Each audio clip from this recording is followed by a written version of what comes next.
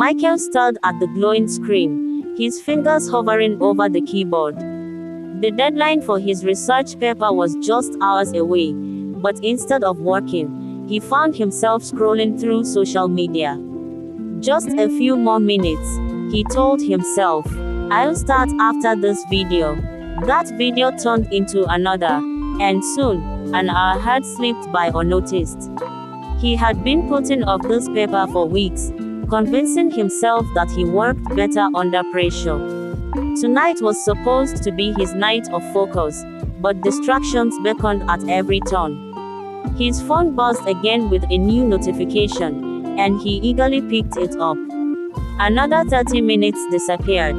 The clock struck midnight, and panic began to creep in. Michael opened his document but found himself staring blankly at the empty page. The ideas that once seemed clear were now muddled, tangled in a fog of stress. He typed a sentence, deleted it, and typed again, frustration building. As the night wore on, his exhaustion grew. His body ached, and his mind was sluggish. By 3 a.m., Michael realized he was out of time. The quality of the work he hastily put together was far below his usual standard, but there was no way to fix it now. The deadline loomed, merciless and final. He submitted the paper, knowing deep down it wasn't his best. The regret hit him hard.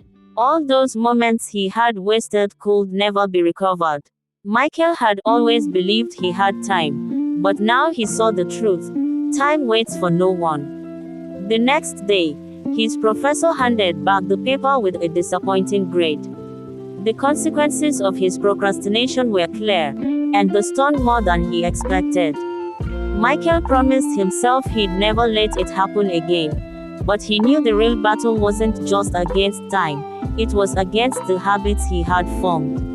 And habits, he realized, could be the hardest things to change.